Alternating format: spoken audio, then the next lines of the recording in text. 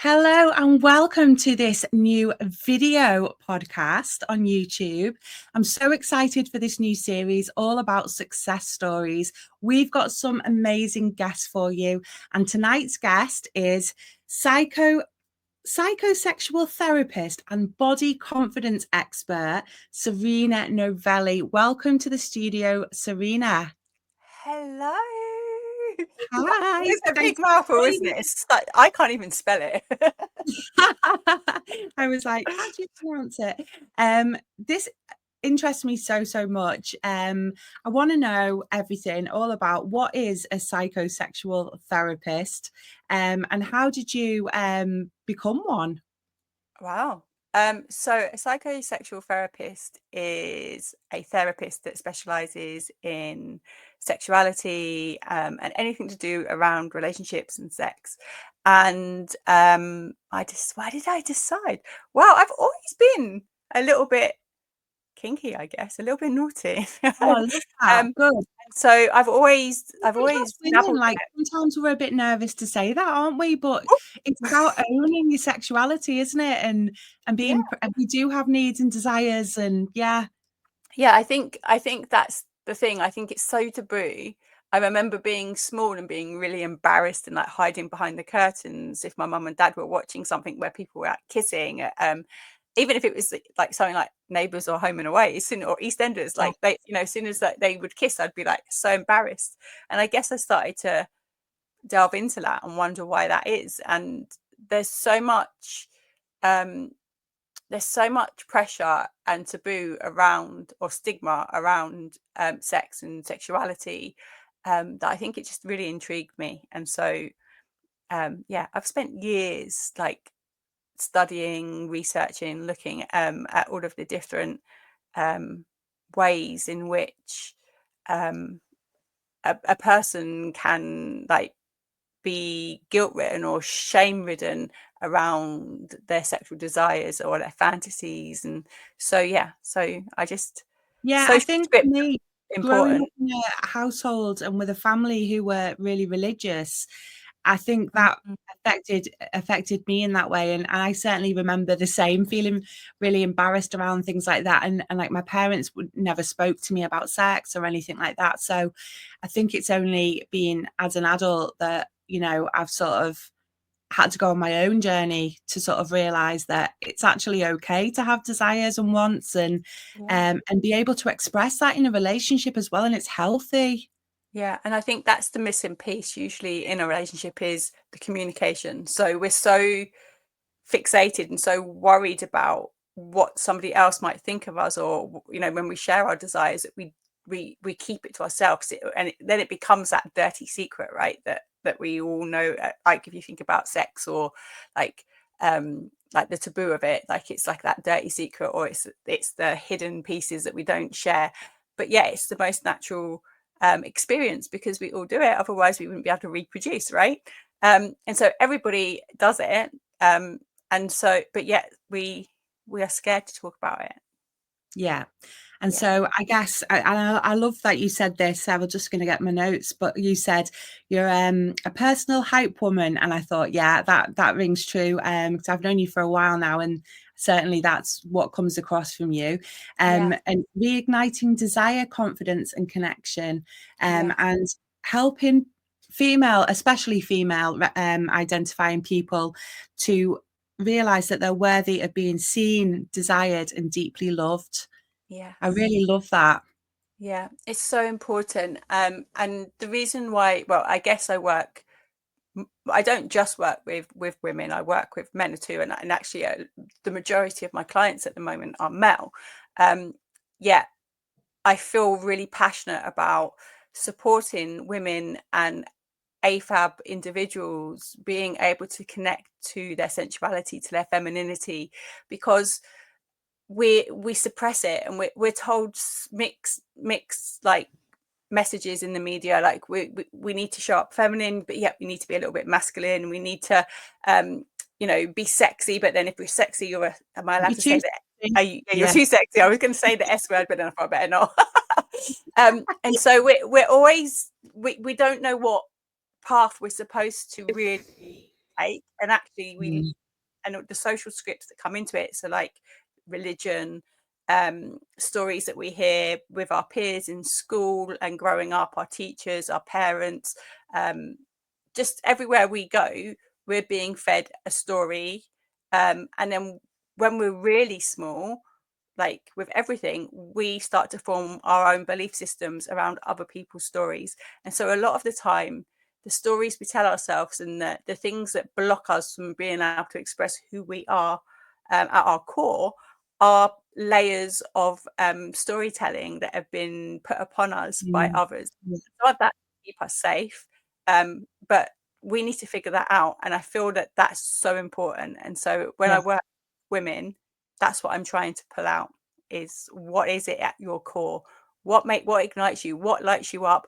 What do you feel? And sexuality doesn't need to be about sex, but it can be putting on that red lipstick, right? It can be just, if I put on this red lipstick, I feel powerful and I feel me. But yeah, I might feel embarrassed to wear that red lipstick because when I put it on, people look at me funny, or I get like called certain things by family, or too much, or all of those things. And so it's about really working and building that and finding what pieces belong, which don't, and then working on being able to step into that power. Yeah. And you're coming from a place of lived experience as well, Serena, because I know that you've had a really, really long relationship and a really long happy marriage. Yeah. And I can only imagine what that must be like, having been a single mum for a very long time. But tell us, what do you think this, if you had to choose sort of like, if you had to sum it up, what do you think the secret is to that long, happy, sustained relationship? Communication is absolute paramount. My husband and I don't always communicate so well, but we know we obviously know each other really well because we've been together for such a long time. But it took us a long time to be able to understand that we needed to communicate what it was like.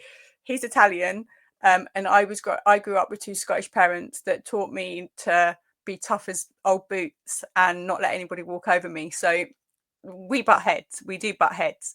And neither of us want to back down, but we've learned over the years that to communicate properly, and to also to kind of like compromise, but not to the extent where our boundaries are being pushed. It's sometimes like, if it's not my husband leaving his shoes and his mess everywhere, it's me, I'm the messy one.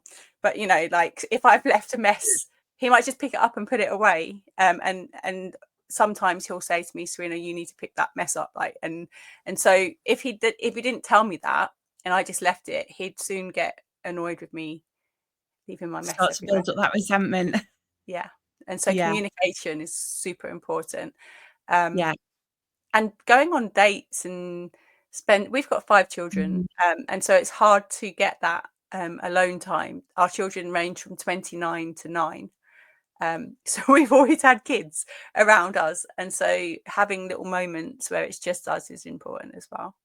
Yeah, finding that time together. And of course, along the years, like everyone, I'm sure you've run into difficult stages, and Mhm. um that's just any relationship, whether it's Yeah. a friendship or a romantic relationship. And you also do help couples as well, don't you, with your you do therapy sessions with couples. Yeah, so I work with couples on the communication piece, but also around intimacy. So when we're not happy with in our relationship, when it's usually because of a disconnect in communication, which then means that our emotional connection isn't really stable. So we need to work on emotional intimacy before we can have the physical intimacy. We notice the physical intimacy has subsided, but we don't connect it to the emotional intimacy. And so I Yeah. work with them to rebuild that, because once you've started to rebuild your emotional intimacy, then the physical intimacy kind of comes hand in hand. Is it true as well, Serena, that like with men, they're sort of the physical affection and intimacy is something that they need to feel the emotional connection, whereas women like to feel the emotional connection to be able to do the physical intimacy, and it's Yeah, kind of a catch-22, isn't it? Yeah, and that's where the communication comes in, right? So that you can really understand each other. Because if you don't ask, you don't know. And Yeah. so men predominantly so if you think of like a car and the accelerator, like um men are just like, here we go. Women have the brakes on. Women need to be able to like have that clutch lifted slowly, and they need to be able to have the thing. So for us, things like conversation, sitting and watching a movie together, maybe being treated to a chocolate bar, or not having to wash up the dishes, those things for women will usually be like turn-ons, not like Yeah. obviously physical turn-ons, but like turn-ons that will lead to us feeling relaxed in our bodies. Whereas men they usually have like they're ready and willing Ready to anytime. go. Yeah. Yeah. Yeah, that's so interesting. And you wonder how, without, good communication, people, men and women just can't make things work, because it's even just Yeah. understanding that about each other, it must be so important. So I wanted to ask you about your body confidence side of things. You come across as someone really, really super body confident. Have you always been that way, or, has that been a journey? No, not at all. It's a huge journey that I have been on, and I'm actually doing a talk later on in the month, and I'm going to be talking about my journey a little bit in that talk. But I suffer with severe anxiety. I'm not actually like, I've had to work at being confident and being able to communicate and to show up in the way that I show up, because Mm. I grew up in a family that was fueled with alcohol. And so I had mixed messages growing up around whether I was too much or not enough, or whether I was good or I was bad. And so my confidence was knocked quite a lot. And so I suffered with severe panic attacks and anxiety. I had body dysmorphia, and I've had to really work on showing up in my power, in who I am as a being. I guess having my husband and being with my husband for such a long time, since I was 16, has kind of helped me with that, because it's a safe relationship that I can be Mhm. myself and and feel trusted that I can be myself in.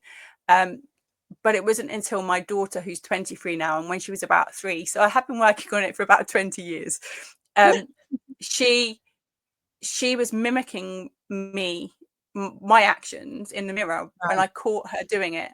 And in that moment, I think I had that breakthrough of, holy crap, my actions are impacting my daughter, and I don't want that. I don't want her to ever feel the way I felt. And so I started to have to really do the work on myself. It's funny, because I used to smoke a long time ago as well, and I gave up smoking because my eldest son asked me to give up smoking, because he learned at school that it was bad for you and it could kill you. Mm. And so he asked me to stop. He didn't want me to die from it, and I stopped instantly. But I tried a lot of times to give up prior to that and wasn't able to. So it seems that I can do a lot for my kids, and if it involves my kids, I can just do the thing and work really hard. But if it were just me, I wonder if I'd still be in that kind of space of Cycle of, yo-yoing. And I yeah. do have moments. I'm not, I have moments where, I mean, I'm 48 this year. I'm starting to get the nanny neck. Yeah. um, uh, but like, and I catch it in the mirror. But what I have to remember is that I'm not a young person anymore. I am 48, and Right. And I think it's difficult when the majority of people these days are getting tweakments and facelifts and all these things. I think we start to forget what actually aging yeah, naturally looks like. And so exactly. when people are aging naturally, we tend to think that they look older than they are. I think our perspective's been completely skewed. Yeah. Do you agree? Yeah, I do. But I also don't think that there's, in my opinion, there's nothing wrong with people that do decide that they want to have that little bit of help or extra Yeah. help. And I think that's important to know, because a lot of time people will shame people for doing that. But and it's not necessarily always about not being confident in yourself, but it's a bit of self-care. It makes you feel good. And if you're feeling good, then you're loving your body, right? And so those little tweaks, they're okay to have. It doesn't mean that you don't like your body or the skin that you're in. It's just that you're taking care of yourself a little bit in the way that you know how.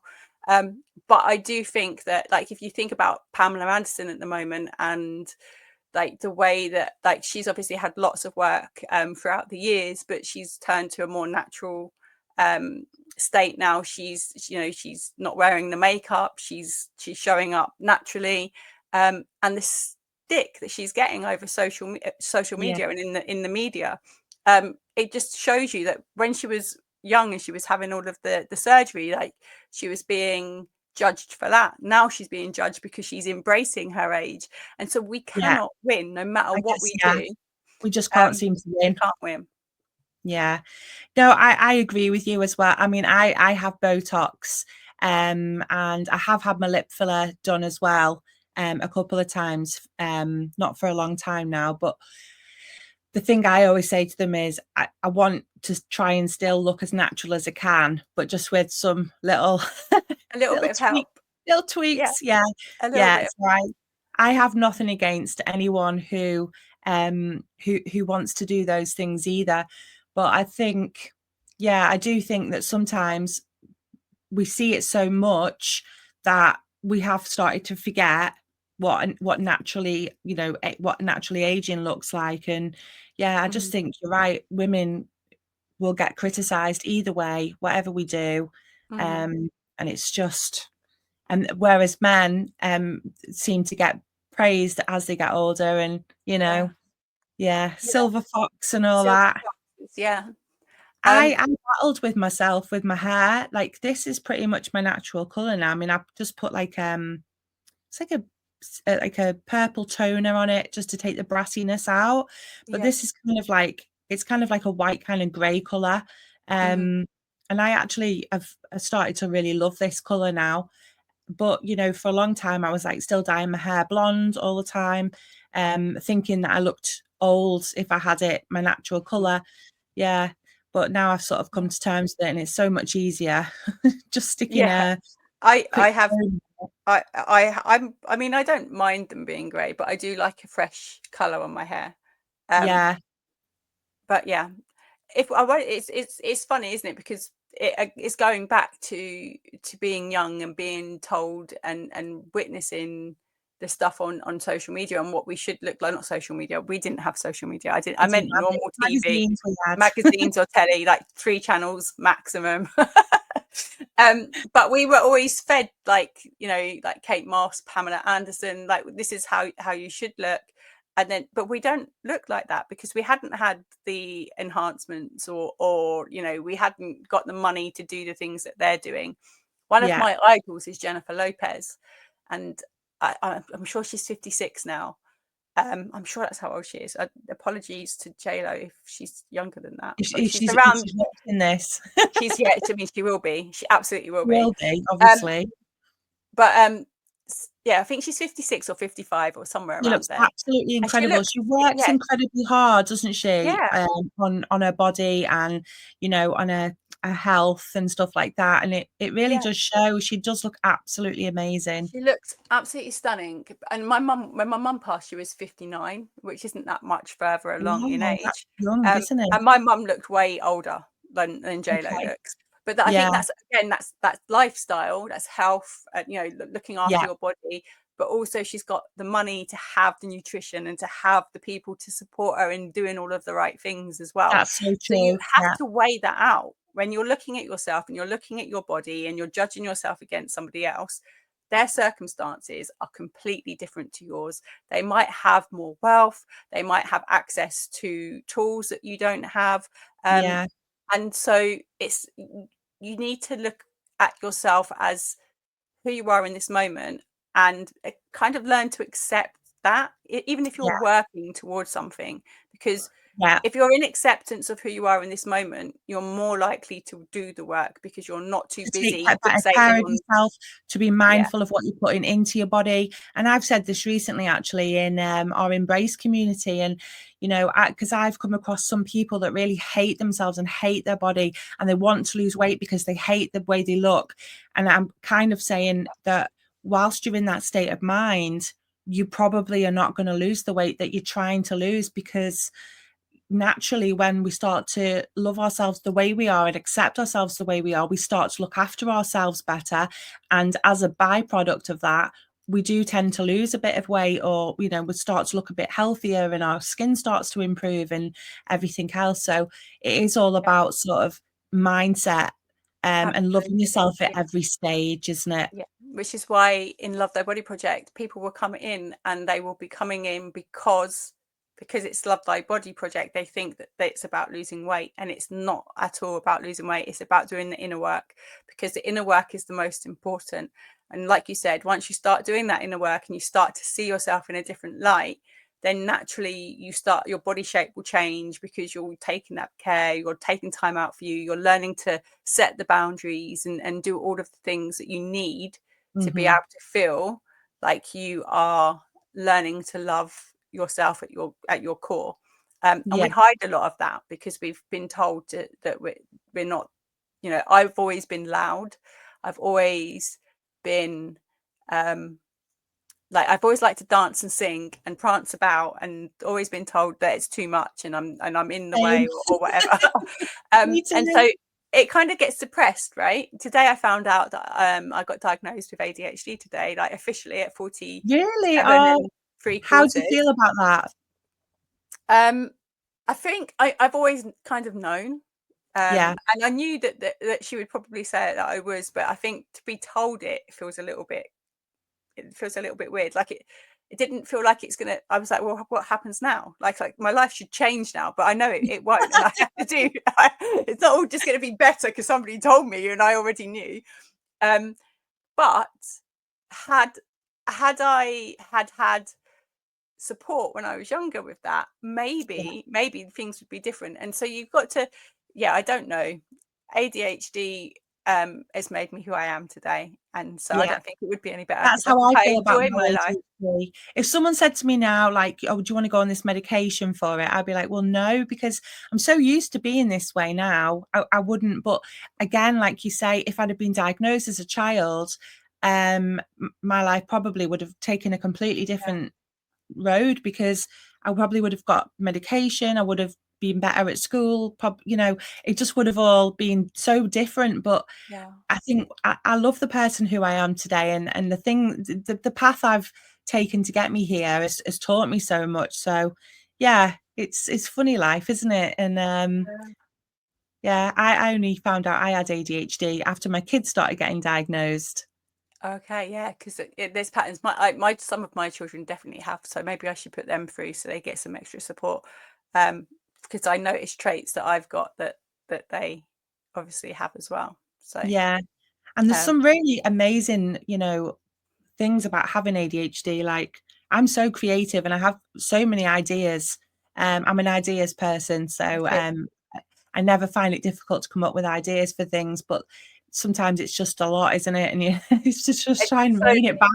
so many things going on in my head, and it's the implement. Oh, I can't even say the word. The implementing of I know what you're everything. saying. Implementing, Yeah, implementing the implementation. ideas can, yeah, that's the word. It can be quite tricky because, because I get bored of doing the boring bits, Yeah, like the admin. that's why we So, have to hire someone in to do the boring bits. yeah, yeah. I mean, it's not boring to them if it's their job, right? They like it, but for me, Exactly, it's much more exactly, fun. and that's why I've got a team around me that help. Yeah, So you've amazing. got the Love Thy Body project. So what's next for that? So we are doing a book. We have just opened the co-author container. So we're just starting the writing process right now. This book is going to be something a little bit different to what we've done before, because we have done collaboration books before. But this time we're going to be doing a hardback book, so a coffee table style book. And this book is Right. going to have, so we've got 20 authors writing like their story. Well, they're writing a self-love letter, not a story. So they're writing a letter of love to self. And then they're going to have a photography shoot where they'll have their photos within the book. And then once we've got the core of the book, we're going to then be inviting members of the public and people who might want to get involved in the book project, because we really want to kind of get 100 women within that book, so that we Yeah. can visually show as that, much diversity as yeah, possible. like the Yeah, diversity of beauty, basically. yeah. Like, and it doesn't matter who you are, how old you are, what your ability is, whether, you know, whether you're a woman, or you were born a woman and you no longer identify as a woman.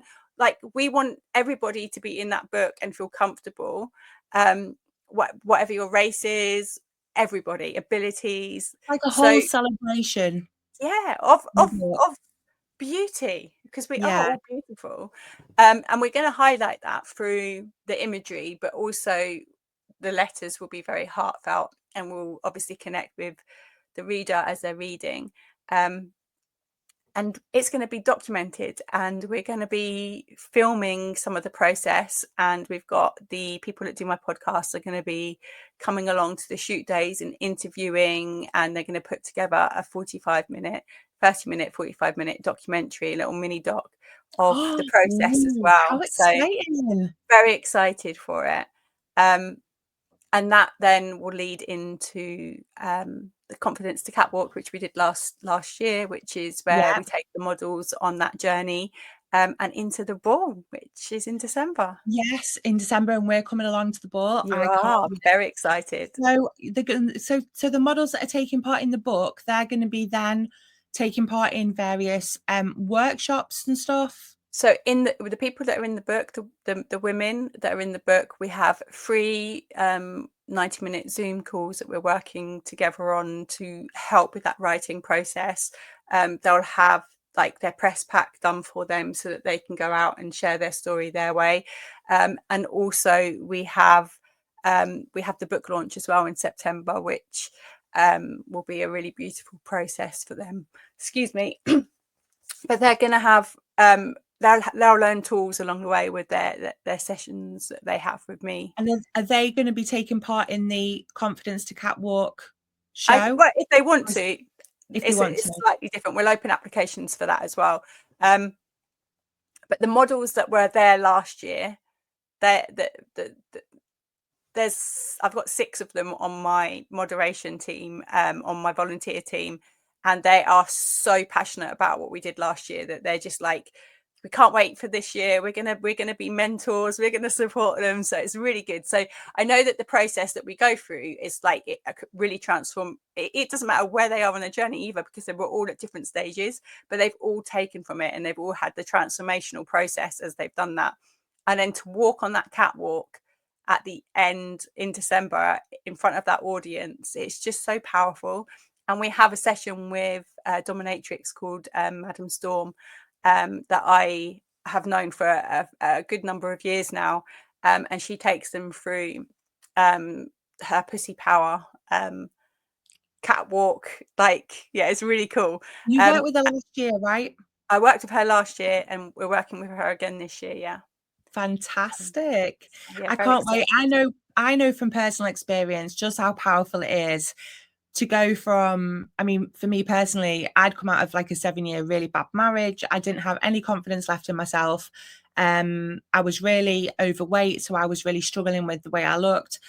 And when I went along to a casting and got my very first fashion show, just to be chosen, first of all, was amazing. But then the feeling to get up on that stage, and they were, you know, everyone was curvy in that show. It was Yeah. for curvy women, and I just felt amazing. And it really, I wouldn't say it cured me, like just that on its own, but that gave me a huge confidence boost.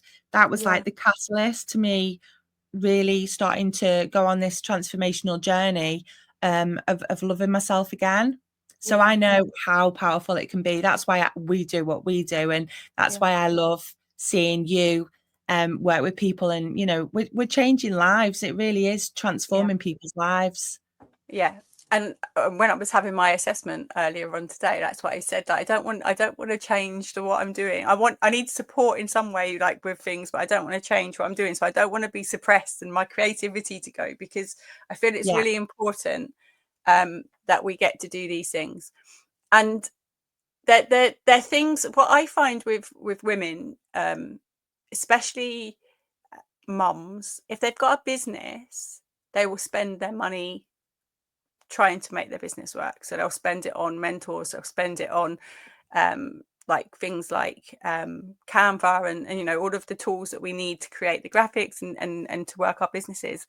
But when it comes to their own self-development, their own well-being, they put it to the bottom of the list, and it's the most important thing, because if you're not giving yourself the care and the attention that you deserve, and giving yourself that self-love, that bucket. So if you think of a bucket having lots of holes in it, all the time you're pouring into it with work, you're pouring into it with whatever, it's all just leaking out of the bucket. Like, you need to have that level of self-love to be able to top that bucket up, to be able to serve all of the other things. And what we do is giving them that power. We do that. We give them the self-development, that core container of things that they can use to help them through their day with their own personal selves, which then will help them and out. then the tools that they learn during that process are invaluable for the rest of their life. Like, they can implement those into their business, they can implement them into their family. So like you said, it really is such a great investment for the rest of their lives, isn't it? But yet for some reason we just want to put that to the bottom when it comes to ourselves. Oh no, that's for myself, I can't. I'll leave that. Just the way, I think that's the way that we're brought up as girls.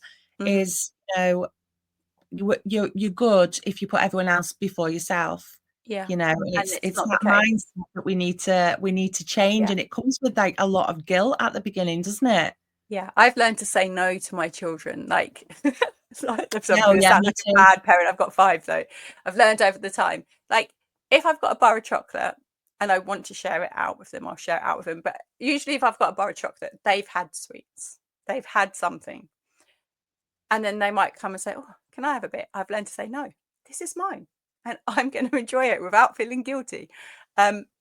Whereas before, I probably would get like 1 bit of chocolate and the rest would go out to all the kids. And just by doing that and learning that I'm deserving of that chocolate as well is huge, especially for a woman. Yeah, you're right. You're so right. Oh my goodness, I think I could talk to you all evening, to be honest, because we have so much in common. I'm going to link Serena's links in the bio, so you can connect. If anyone would be interested in getting involved in this amazing project, do you have any spaces left, Serena, or is it booked up? For the book? For the book, the writing spaces are booked up now. But if you want to come and get involved, if you're a business and you want to come and get involved, you can have your business in there too. So basically what we're going to be doing, once the container's open, we're going to reopen applications for like headshots. So you can come and have a headshot. You can have your business link if you are a business. If you're not, you don't need to have your link in there at all. But if you want to, you can. And we're going to invite you to leave a quote or a paragraph around your own self-love journey. And then you'll feature in the book as well. So you won't necessarily write your actual love note, but you'll be able to leave a little bit of an imprint, which will resonate with somebody somewhere. Everything you do always gets booked up fast. So yeah, so there's still time to get involved in that smaller way. And of course, you can connect with Serena and get involved in the Confidence to Catwalk that you'll be launching a little bit later in the year, won't you? Yeah, we're going to be launching it imminently now. So watch this. It's around the corner. Very exciting, yeah. So make sure you go and follow Serena and Love Thy Body Project on Instagram. But I will link everything. Thank you so much for joining me, Serena. It's been so lovely to speak to you. And let me just find the outro. Right. Thank you, Serena.